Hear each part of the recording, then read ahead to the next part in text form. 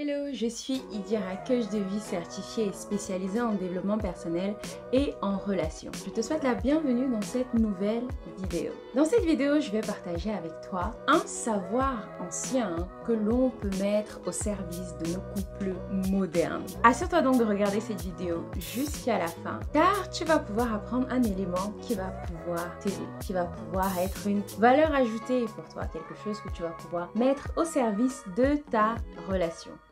Depuis quelques années maintenant, je regarde les couples, les relations de nos aînés, de nos oncles, de nos tantes, de nos parents, de nos grands-parents, avec un regard beaucoup plus curieux, mais dans une démarche d'apprentissage. Alors que quand j'étais plus jeune, c'était beaucoup dans une démarche de critique, mais plutôt négative, parce que cette vision-là se confrontait à la vision, entre guillemets, moderne que j'étais en train de me constituer de moi-même. Depuis quelques années, j'apprends à mieux balancer les choses. C'est un peu dans cette démarche-là que j'ai lu ce livre-ci, The Spirit of Intimacy.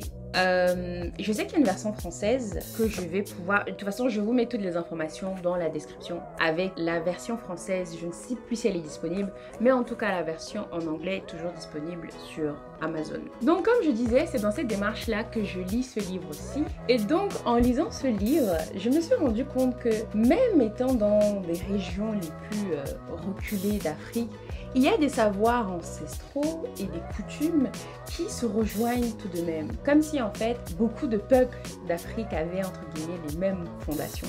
C'est vrai qu'on le retrouve dans beaucoup d'éléments, mais c'est toujours percutant de s'en rendre compte. Quand on lit un livre, on ne s'attend pas en fait à voir cette coïncidence et ces similitudes-là. Ce livre, j'en ai tiré des apprentissages qui sont très pertinents, que j'avais déjà pu observer au sein, on va dire entre guillemets, des coutumes de mon peuple au Cameroun, ou d'autres peuples d'ailleurs originaires du Cameroun, ou d'autres peuples originaires d'Afrique.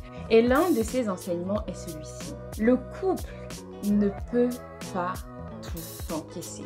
Et il est important et primordial d'apprendre à le préserver. Le mettre à l'épreuve du feu, du fer, des vents et marées, des crises émotionnelles, des blessures, des disputes incessantes, de toutes les problématiques qu'on peut avoir en tant qu'individu, va avoir pour conséquence de l'éprouver et de l'essouffler. Aujourd'hui, et surtout dans la vision occidentale, on fait tout subir au couple parce qu'on a cette vision d'exclusivité qui fait qu'on se dit que notre couple doit, ou notre partenaire en tout cas, doit être capable de supporter tous nos états de conscience et tout ce qui se passe dans notre tête et qui se passe en nous.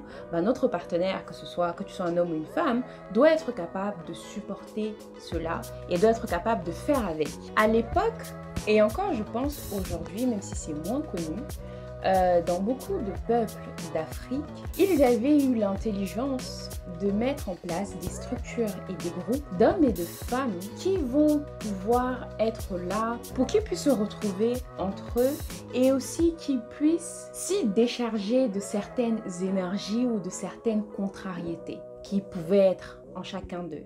Alors attention, il ne s'agissait pas ici d'aller exposer son couple. Et aujourd'hui, il ne s'agit pas non plus d'aller exposer son couple. Les décisions et les choix doivent toujours être pris au sein de la relation, au sein de vous deux, au sein de votre couple. Pour autant, ces cercles de femmes et ces cercles d'hommes étaient quand même très utiles, car ils servaient par exemple à trouver des solutions ou des réponses à des interrogations qui étaient par exemple très féminines, qui avaient un rapport avec le féminin sacré. Ces cercles-là pouvaient être aussi des sources d'opportunités de business, d'opportunités d'affaires, d'opportunités d'entraide en fait, pour pouvoir évoluer ensemble et faire évoluer chacun des membres. D'ailleurs, en peuple bamileke au Cameroun, pays dont je suis originaire et tribu dont je suis originaire, on voit ça avec la constitution des tontines qui datent de je ne sais combien de siècles d'ailleurs. Ces tontines en fait sont des associations de femmes qui font pour commun pour pouvoir financer les projets de vie de leur foyer respectif et pour pouvoir aussi s'entraider quand il y a par exemple un malheur qui survient dans la vie de l'une ou de l'autre, avoir la possibilité de se faire accompagner par le groupe et par la communauté.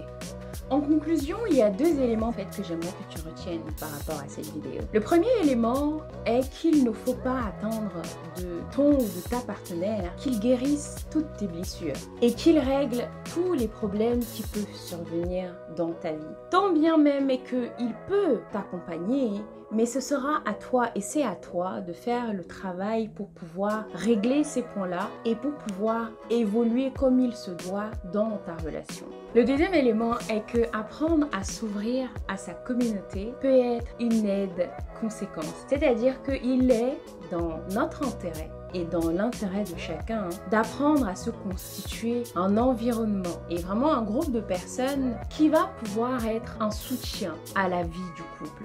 Encore une fois, je répète ici, ça ne veut pas dire que ces groupes-là sont là pour exposer ton couple. Non, les discussions et les décisions doivent se faire entre ton partenaire et toi, entre ta partenaire et toi, et les décisions doivent être prises uniquement par vous deux. Mais ces groupes et ces organisations-là qui constituent notre communauté et qui vont constituer ta communauté peuvent constituer des aides à la décision et peuvent être un soutien vraiment considérable dans la vie du couple. Je pense donc que c'est le genre de choses, c'est le genre d'éléments, d'enseignements que tu peux mettre en place pour pouvoir aider ton couple à avoir un équilibre et une harmonie qui va te mener et qui va vous mener vers une durabilité.